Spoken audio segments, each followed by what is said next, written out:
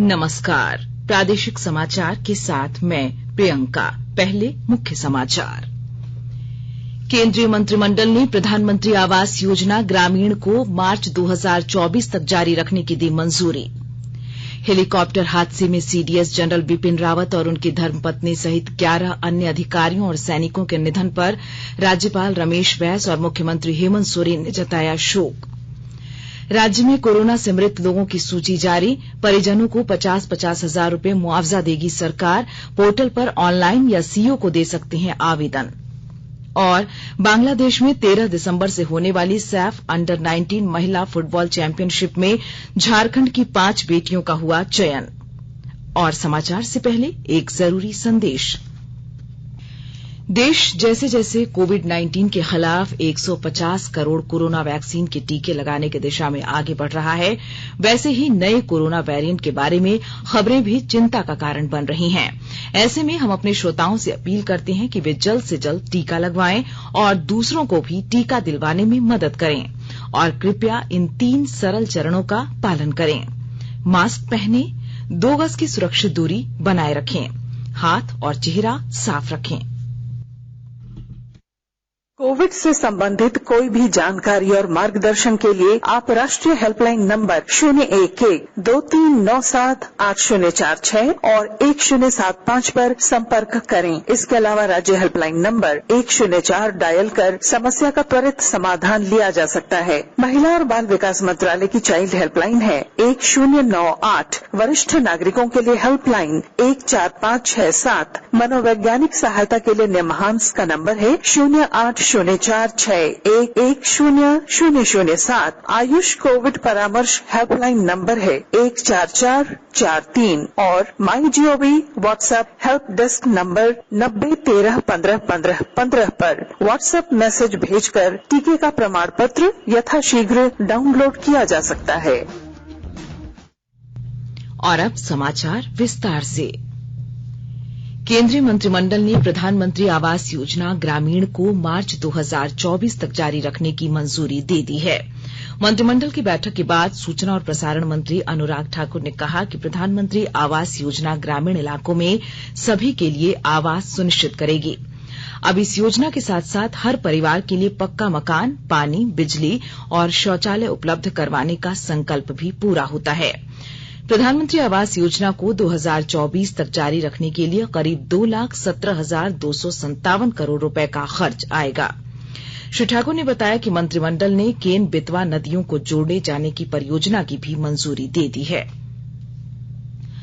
राज्यपाल रमेश बैस ने तमिलनाडु में हुई हेलीकॉप्टर दुर्घटना में सीडीएस जनरल बिपिन रावत, उनकी पत्नी और सशस्त्र बलों के असामयिक निधन पर शोक जताया है। उन्होंने ट्वीट संदेश में कहा, जनरल बिपिन रावत जी महान देशभक्त व उत्कृष्ट सैनिक थे, जिन्होंने असाधारण साहस और लगन से देश की सेवा की। श्री बैस ने सशस्त्र बलों और सुरक्षा तंत्र के आधुनिकीकरण में जनरल रावत के महत्वपूर्ण योगदान की सराहना करते हुए कहा कि देश उनकी असाधारण सेवा को कभी नहीं भूलेगा। इसके साथ ही उन्होंने शोक संतप्त परिवारों के प्रति गहरी संवेदनाएं व्यक्त की हैं। मुख्यमंत्री हेमंत सोरेन ने तमिलनाडु के कुन्नूर में सेना की हेलीकॉप्टर हादसे में सीडीएस जनरल बिपिन रावत एवं उनकी धर्मपत्नी मधुलिका रावत सहित 11 अन्य अधिकारियों के असामयिक निधन पर गहरा दुख एवं शोक व्यक्त किया है। मुख्यमंत्री ने ईश्वर से शोक संतप्त परिवारों को इस भीषण दुख को सहन करने की शक्ति देने की प्रार्थना की है। लोकसभा में आज केंद्रीय सतर्कता आयोग संशोधन विधेयक 2021 और दिल्ली विशेष पुलिस स्थापन संशोधन विधेयक 2021 पेश किया जाना है। जलवायु परिवर्तन पर सदन में कल शुरू हुई चर्चा आज भी जारी रहेगी। राज्यसभा में राष्ट्रीय औषध शिक्षा और अनुसंधान संस्थान संशोधन विधेयक 2021 आज के विधायी कार्यों में सूचीबद्ध है। इधर राज्यसभा ने कल सहायक प्रजनन प्रौद्योगिकी विनियमन 2021 विधेयक पारित कर दिया। इसके साथ ही संसद के दोनों सदनों से ये विधेयक पारित हो गया है।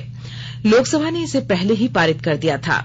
राज्यसभा ने किराए की कोख सरोगेसी विनियमन विधेयक 2020 सरकार द्वारा रखे गए कुछ संशोधनों के साथ पारित किया।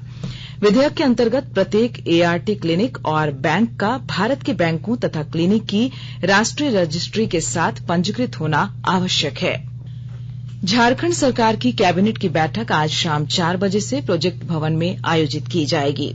इस बैठक में 20 से अधिक प्रस्तावों को मंजूरी दिए जाने की संभावना है। कोडरमा जिले में संचालित आंगनबाड़ी केंद्रों को सुदृढ़ बनाने की दिशा में जिला प्रशासन ने सभी आंगनबाड़ी केंद्रों को अपना भवन बनाने और सहायिका सेविका की नियुक्ति से संबंधित निर्देश दिए हैं। विस्तृत रिपोर्ट के साथ हमारे संवाददाता। कोडरमा जिले में आंगनबाड़ी केंद्रों को सशक्त बनाया जा रहा है। अब जिले में आंगनबाड़ी केंद्रों का संचालन किराए के घरों में नहीं होगा। उपायुक्त आदित्य रंजन ने ऐसे भवनों की सूची मांगी है जो वर्षों से किराए के मकान में चल रहे हैं। ऐसे केंद्रों के लिए भवन का निर्माण किया जाएगा। समाहरणालय सभागार में उपायुक्त आदित्य रंजन ने समाज कल्याण विभाग द्वारा संचालित योजनाओं की समीक्षा करते हुए मकानों में चल रहे आंगनबाड़ी केंद्रों की विस्तृत रिपोर्ट तलब की है। इसके अलावे उन्होंने सभी सीडीपीओ को भवन के लिए स्थल निरीक्षण करने का निर्देश भी दिया है। सेविका और सहायिका की नियुक्ति को लेकर भी कहा कि आंगनबाड़ी केंद्र कोई भी ऐसा ना हो जो सहायिका और सेविका से वंचित हो। गजेंद्र बिहारी सिन्हा, आकाशवाणी समाचार, कोडरमा।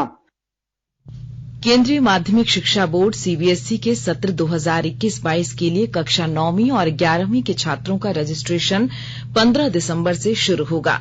रजिस्ट्रेशन संबंधी लिंक सीबीएसई की वेबसाइट पर उपलब्ध कराया जाएगा। 8वीं और 10वीं की परीक्षा पास कर चुके विद्यार्थी अपना पंजीकरण करा सकते हैं। आकाशवाणी के ताजा तरीन समाचारों के लिए आप हमारी वेबसाइट newsonair.com पर लॉग ऑन कर सकते हैं। ताजा समाचार Twitter handle @AIR news alerts और Facebook page All India Radio news पर भी उपलब्ध है। आप प्रादेशिक समाचार एकांश के ट्विटर हैंडल @AIR न्यूज _रांची और फेसबुक, इंस्टाग्राम पेज तथा YouTube channel AIR news Ranchi पर भी हमारे बुलेटिन सुन सकते हैं। प्रादेशिक समाचार आप आकाशवाणी रांची से सुन रहे हैं और अब पेश है कोरोना से बचाव के कुछ संदेश।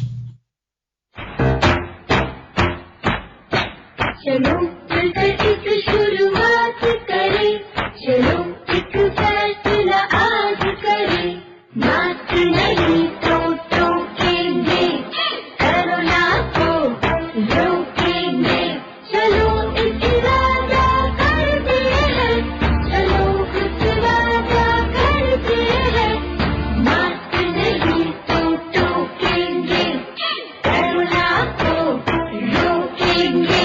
भारत सरकार द्वारा जनहित में जारी।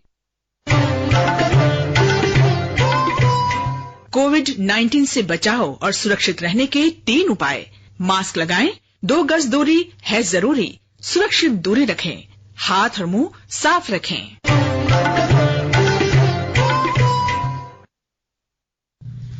प्रादेशिक समाचार में आपका फिर स्वागत है। झारखंड सरकार ने कोविड महामारी में मारे गए लोगों के परिवारों को 50-50 हजार रुपए देने का फैसला किया है। राज्य के स्वास्थ्य मंत्री बन्ना गुप्ता ने सभी 24 जिलों के उपायुक्तों को पीड़ित परिवारों को यह राशि उपलब्ध कराने का निर्देश दिया है। राज्य में कोविड महामारी से 5,133 लोग मारे गए हैं।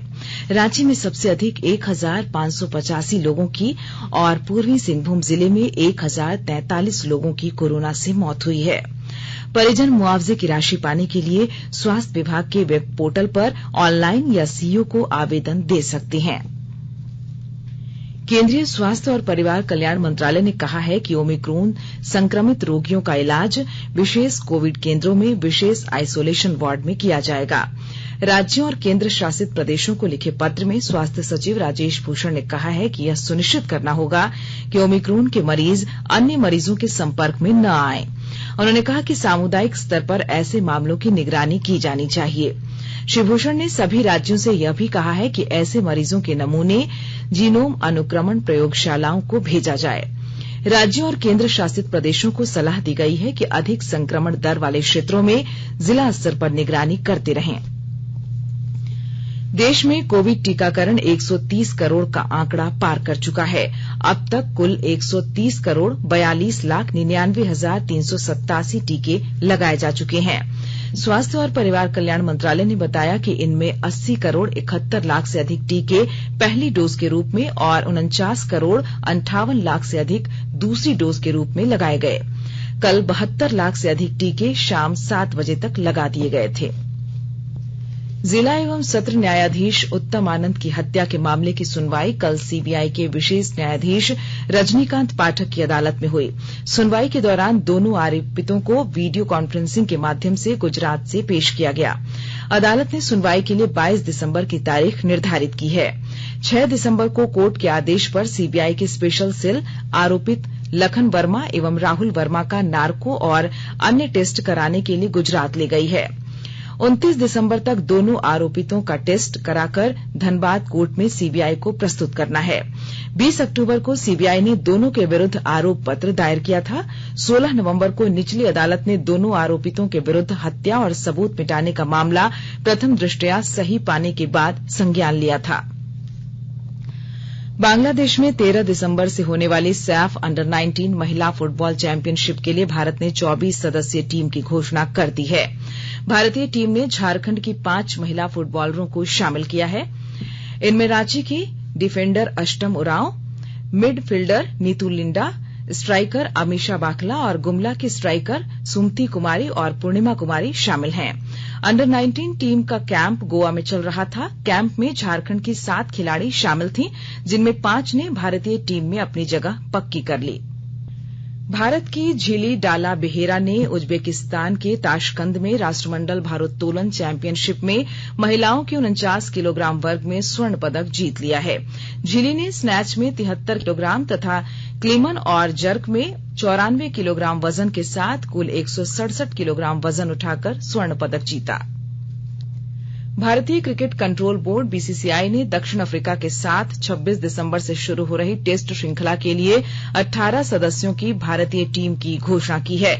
यह श्रृंखला आईसीसी विश्व टेस्ट चैंपियनशिप का हिस्सा होगी। बीसीसीआई ने बताया कि अखिल भारतीय वरिष्ठ चयन समिति ने रोहित शर्मा को भारतीय क्रिकेट टेस्ट टीम का उप कप्तान नियुक्त करने का फैसला किया है। रोहित को 1 दिवसीय और T20 टीमों का कप्तान बनाया गया है। विराट कोहली टेस्ट टीम के कप्तान बने रहेंगे। दोनों टीमों के बीच टेस्ट और 1 दिवसीय क्रिकेट श्रृंखला 26 दिसंबर से शुरू होकर 23 जनवरी तक चलेगी। अमृत महोत्सव के तहत आकाशवाणी के साप्ताहिक क्विज में आइए आप भी शामिल हों। आजादी के 75 वर्षों का पर्व अमृत महोत्सव प्रत्येक बुधवार शाम 7 बजे प्रसारित होने वाले प्रादेशिक समाचार के दौरान पूछे गए प्रश्न का सही उत्तर देने वाले प्रथम 10 प्रतिभागियों में से लकी ड्रॉ द्वारा चुना हुआ एक प्रतिभागी इनाम का हकदार होगा। इसके लिए सुनते रहें आकाशवाणी रांची का प्रसारण।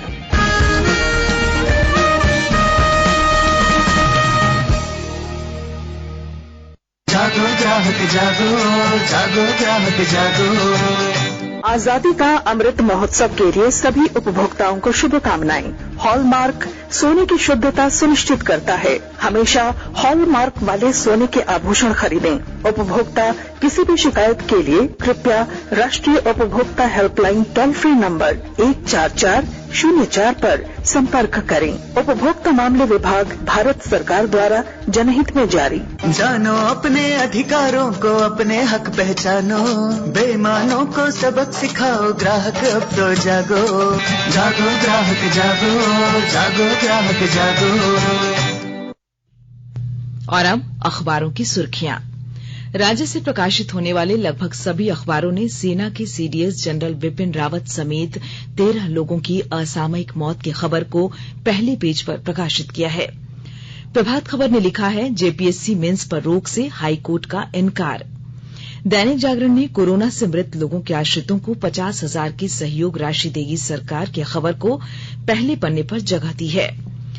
दैनिक भास्कर ने संताल परगना में हेमंत सोरेन द्वारा 1423 लोगों को नियुक्ति पत्र देने की खबर को प्रमुखता से प्रकाशित किया है। रांची एक्सप्रेस ने रांची से वैष्णो देवी कटरा के लिए चलेगी स्पेशल ट्रेन की खबर को पहले पन्ने पर जगह दिया है। वहीं अंग्रेजी अखबार द टाइम्स ऑफ इंडिया और हिंदुस्तान टाइम्स ने राज्यसभा में सहायक प्रजनन प्रौद्योगिकी विनियमन 2021 विधेयक पारित होने की खबर को पहले पेज पर लिया है। और अब अंत में मुख्य समाचार एक बार फिर। केंद्रीय मंत्रिमंडल ने प्रधानमंत्री आवास योजना ग्रामीण को मार्च 2024 तक जारी रखने की दी मंजूरी। हेलीकॉप्टर हादसे में सीडीएस जनरल बिपिन रावत और उनकी धर्मपत्नी सहित 11 अन्य अधिकारियों और सैनिकों के निधन पर राज्यपाल रमेश बैस और मुख्यमंत्री हेमंत सोरेन ने जताया शोक। राज्य में कोरोना से मृत लोगों की सूची जारी, परिजनों को 50-50 हजार रुपए मुआवजा देगी सरकार। पोर्टल पर ऑनलाइन या सीओ को दे सकते हैं आवेदन। और बांग्लादेश में 13 दिसंबर से होने वाली सैफ अंडर-19 महिला फुटबॉल चैंपियनशिप में झारखंड की 5 बेटियों का हुआ चयन। इसके साथ ही आकाशवाणी रांची से प्रादेशिक समाचार का ये बुलेटिन समाप्त हुआ। नमस्कार।